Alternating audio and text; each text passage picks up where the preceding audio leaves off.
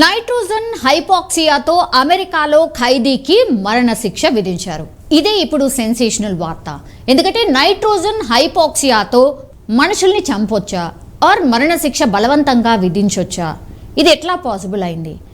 1988లో pastor భార్య Elizabeth సెనెట్ను హత్య చేసిన కేసులో అయితే కెన్నెత్ స్మిత్ను ఈ శిక్ష అమలు చేసి ఈరోజు మరణశిక్ష విధించారు. సో అమెరికాలోని 3 రాష్ట్రాలు అంటే ఓక్లహోమా అండ్ మిసిసిపితో పాటు అలబామాలో కూడా ఈ నైట్రోజన్ హైపాక్సియాను మరణశిక్ష అమలు చేసేందుకు ఆమోదం ఉంది. అందులో భాగంగానే ఈ మరణశిక్షను కూడా విధించారు.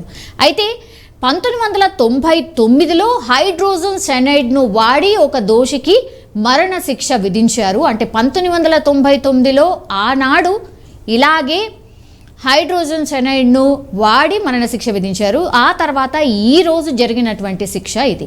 సో గ్యాస్ను వాడి మరణశిక్ష విధించింది అమెరికాలో అదే చివరిసారి అన్నమాట. సో యాక్చువల్లీ నైట్రోజన్ హైపాక్సియా ఎలా పనిచేస్తుంది ఒకసారి తెలుసుకునే ప్రయత్నం చేద్దాం. నైట్రోజన్ హైపాక్సియా కేవలం నైట్రోజన్ను మాత్రమే పీల్చేలా వ్యక్తిని బలవంతం చేస్తుంది. అవసరమైన ఆక్సిజన్ అందకుండా కూడా చేస్తుంది. ఖైదీల ముఖంపై రెస్పిరేటర్ మాస్క్ ఉంచడం, దెన్ ఆక్సిజన్కు బదులుగా స్వచ్ఛమైన నైట్రోజన్ను వ్యక్తి ఊపిరితిత్తుల్లోకి వెళ్తుంది. దీంతో పూర్తిగా మన లోపల ఉన్నటువంటి ఆర్గాన్స్ ఏవైతే ఉంటాయో, అవయవాలు ఏవైతే ఉంటాయో అవి పనిచేయడం మానేసి వ్యక్తి చనిపోతూ ఉంటాడు. సో స్మిత్ మరణశిక్ష దాదాపు 22 నిమిషాల పాటు పట్టిందట. అతను చాలా నిమిషాల పాటు స్పృహలోనే ఉన్నాడు, అలాగే కనిపించాడు.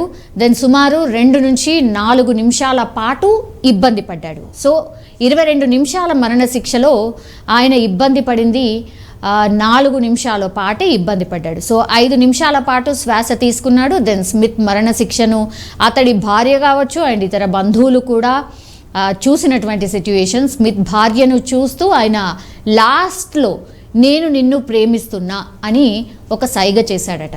సో గ్లాస్ డోర్ ద్వారా 5 జర్నలిస్టులు ఉరిశిక్ష అమలును వీడియో తీసేందుకైతే అనుమతించారు. సో వాళ్ళు ప్రాక్టికల్గా చూసినటువంటిది మనకిప్పుడు అందుతున్నటువంటి సమాచారం. సో స్మిత్ చివరి మాటలు ఏంటంటే, ఆయన ఏం మాట్లాడాడంటే, ఈ రాత్రి అలబామా మానవత్వం ఒక అడుగు వెనక్కి తీసుకునేలా చేసింది అని ఆయన అన్నట్ట. దెన్ స్మిత్ మరణాన్ని అలబామా గవర్నర్ కూడా ధృవీకరించారు. ఆయన చనిపోయినట్టు.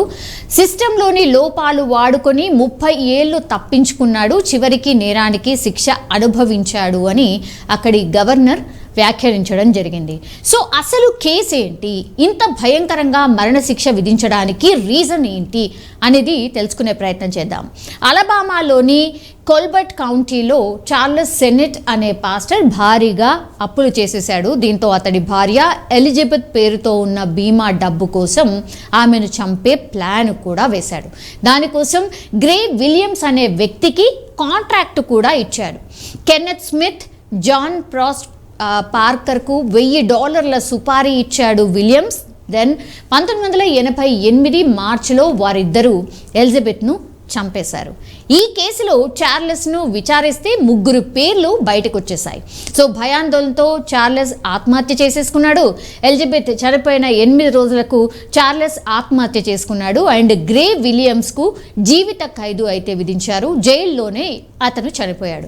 సో సుపారీ తీసుకున్న వ్యక్తుల్లో ఒకరైన జాన్ ప్రాస్ట్కు 2010లో మరణశిక్ష విధించారు. మరో నిందితుడు స్మిత్ మాత్రం ఎలిజబెత్ హత్య సమయంలో అక్కడున్నానని, హత్య చేయలేదని న్యాయ పోరాటం చేస్తూ చివరికి ఆయన కూడా దోషిగా తేలాడు. సో 2022లో పాయిజన్ ఇంజెక్షన్ ఇచ్చి స్మిత్కు మరణశిక్షను అమలు చేయాలని ఫస్ట్ అయితే కోర్టు నిర్ణయించింది. కానీ అలాంటి ఇంజెక్షన్ను రెడీ చేసేందుకే చాలా టైం పట్టింది. అంతలోగా డెత్ వారెంట్ ఆయనది ముగిసిపోయింది. కాబట్టి దీంతో గ్యాస్ ద్వారా మరణశిక్ష అమలు చేయాలని జడ్జి డిసైడ్ చేశారు. అందులో భాగంగానే ఈరోజు దాన్ని అమలు చేసిన పరిస్థితి.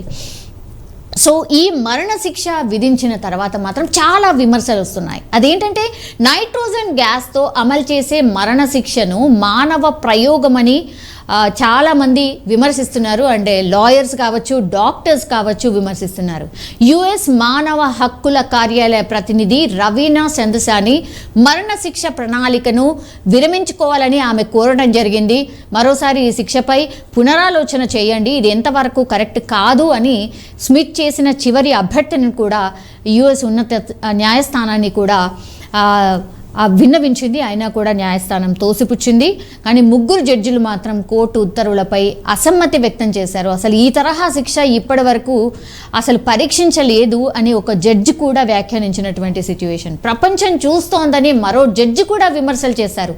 ఇట్లాంటి శిక్షను ప్రపంచం మొత్తం చూస్తోంది, ఇలాంటి శిక్షలు కూడా అమలు చేస్తారా, ఇది చాలా నెగిటివ్ ఇంపాక్ట్ చూపెడుతుంది అన్నటువంటిది కూడా ఒక జడ్జి తన అభిప్రాయాన్ని వ్యక్తం చేశాడు.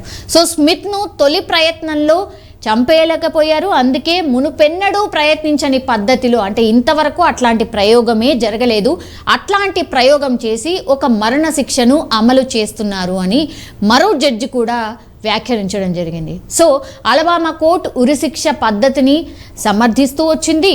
ఇది బహుశా ఇప్పటి వరకు రూపొందించిన అత్యంత మానవీయమైన ఉరి పద్ధతి అని కూడా వాళ్ళు పేర్కొనడం జరిగింది. కానీ శిక్ష అమలు తప్పదు అన్నటువంటి నిర్ధారణకు వచ్చారు. శిక్షనైతే అమలు చేసేశారు. కానీ ఇప్పటి వరకు ఇట్లాంటి శిక్ష ఆర్ మరణశిక్ష ఎప్పుడు కూడా జరగలేదు, ఇదే ఫస్ట్ టైం. సో అందుకని ఈ వార్త కోసం చాలామంది అసలు ఎట్లా పాసిబుల్ అయింది ఏంటి అనే సర్చ్ చేస్తూ ఉన్నారు.